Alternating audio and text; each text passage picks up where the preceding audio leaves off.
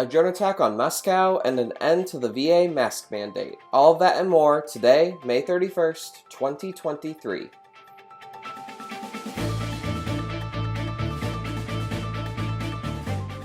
Good morning, early birds. I'm Zimone Perez, and this is the Early Bird Brief, produced by Defense News and Military Times. Jonathan will be back at the helm on Friday after his much-needed rest and relaxation. First up, some updates on Russia's war against Ukraine. Russian air defenses stopped drones that were attacking Moscow. The Russian Defense Ministry says 5 drones were shot down and 3 others were jammed. Russia blames the attacks on Ukraine, while Ukraine made no immediate comment on the attack. It was the second reported attack on Moscow. Meanwhile, in Ukraine, Russia launched a pre-dawn air raid on Kyiv. It was the third assault on the Ukrainian capital in 24 hours. Over the weekend, the city was attacked in what local officials said is the largest drone barrage since the start of Russia's war. At least one person was killed, and the attacks came as Kyiv prepared to mark the anniversary of its founding. A military official in Kyiv said Russia launched the attack with the Iranian-made Shahed drones. The attack lasted more than 5 hours, and Ukraine's air defenses reportedly shot down more than 40 drones. Here's why it matters. Kyiv Day marks the anniversary of the city's official founding. The day is usually celebrated with live concerts, street fairs, exhibitions, and fireworks, and scaled-back festivities were planned for this year's 1,541st anniversary. Ukrainian officials said the timing of the drone attacks was likely not coincidental. Drone attacks against Russian border regions have been a regular occurrence since the start of the invasion more than a year ago. Drones attacked an oil refinery for 2 straight days earlier this month. Western air defenses have helped spare Kyiv from the kind of destruction along the main front lines of the war. Both sides are targeting each other with long-range weapons, and that's as fighting remains a stalemate on the front lines.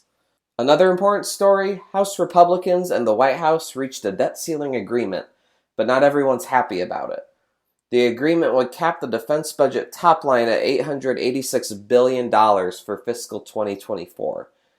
That is the initial amount the administration asked for and a 3.3% increase over this year. The Department of Veterans Affairs would also see a significant increase for fiscal 2024 to more than $320 billion. That's up from about $300 billion in the current fiscal year. The proposed deal would cut non-defense spending to $704 billion. The bill also authorizes a 1% increase for both defense and non-defense spending in fiscal year 2025. It comes after weeks of negotiations between the Biden administration and House Republicans.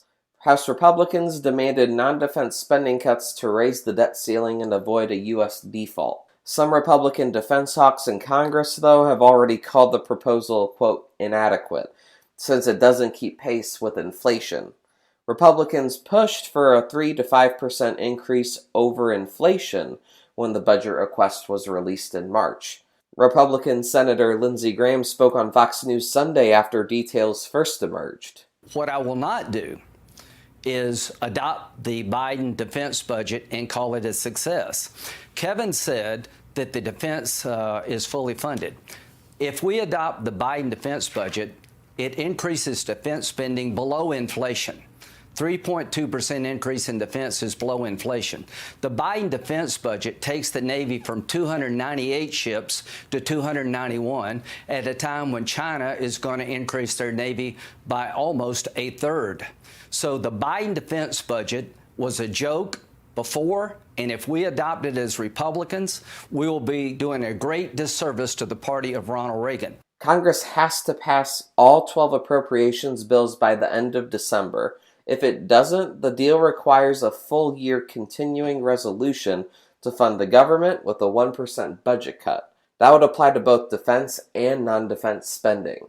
The House and Senate are expected to vote on the legislation later this week. The Treasury Department has said it expects to run out of money to pay its bills by June 5th. If Congress does not raise the debt ceiling by that date, the government may have to suspend payments to troops, veterans, and defense contractors. In other news, the U.S. is showing support over Bosnia.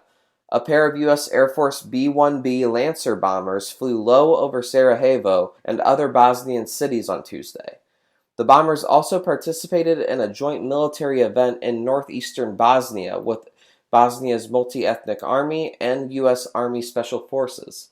Pro-Russia Bosnian Serb leader Milorad Dodik reacted angrily to the bomber flyover and accused Washington of, quote, disrespecting the country's territorial sovereignty.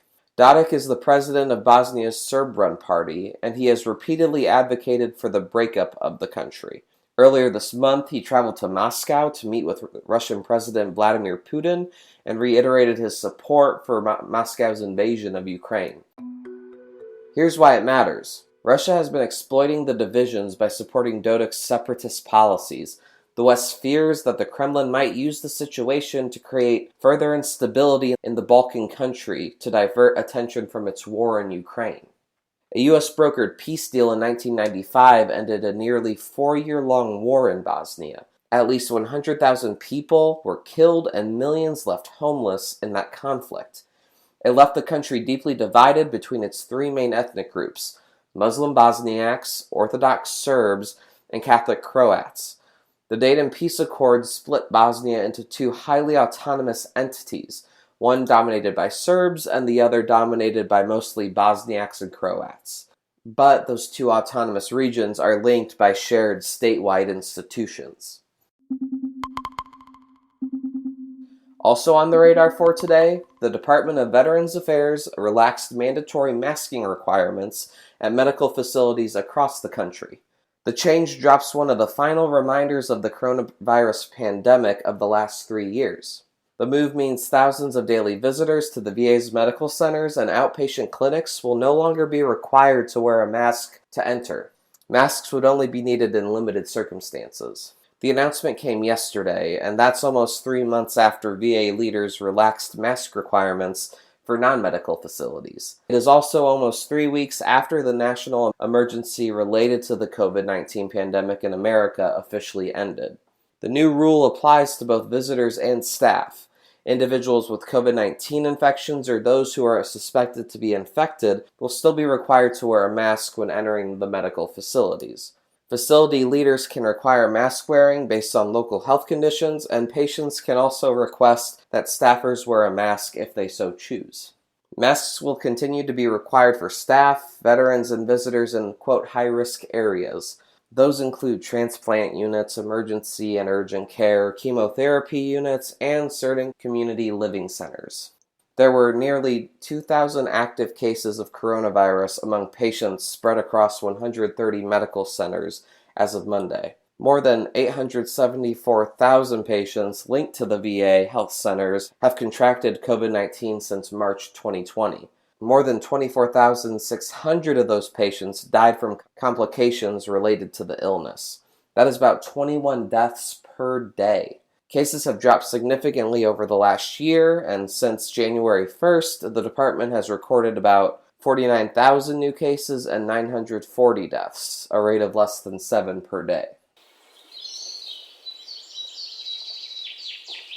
And now, here are some other stories that we're hearing chirps about. Our team at Army Times is reporting that the soldier killed in a vehicle accident last week in Kuwait was Specialist Jason Haven of Aiken, South Carolina. Haven was with the South Carolina National Guard's Bravo Company. The Associated Press is reporting that NATO will send some 700 troops to Kosovo to quell violent protests. The protests revolve around long-simmering tensions between the Albanian majority and a vocal Serb minority in the country's north. And the Associated Press is reporting that North Korea announced its first satellite test for a civilian satellite in space ended in failure. And on this day in history, in 1962, the architect of the Holocaust was hanged in Israel.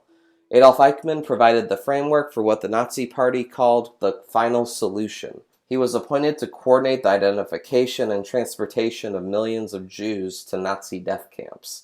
After the war, Eichmann escaped an Allied prison camp and made his way to Argentina.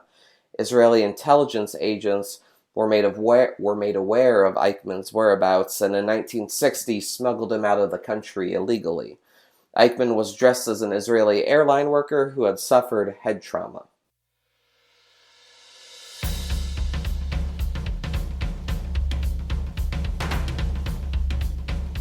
That's it for us this morning. To get more top stories and breaking news, go to defensenews.com/EBB to subscribe to the Early Bird Brief newsletter. And if you liked what you heard, give us a like wherever you get your podcasts. And be sure to follow us on social media at @defense_news and @military times. And also, please rate us and be sure to leave a comment. Today's Early Bird Brief is hosted and produced by me, Zamone Z. Perez. Today's episode features stories by the Associated Press, Bryant Harris, and Leo Shane III. Our editor-in-chief is Mike Gruss. Have a great day.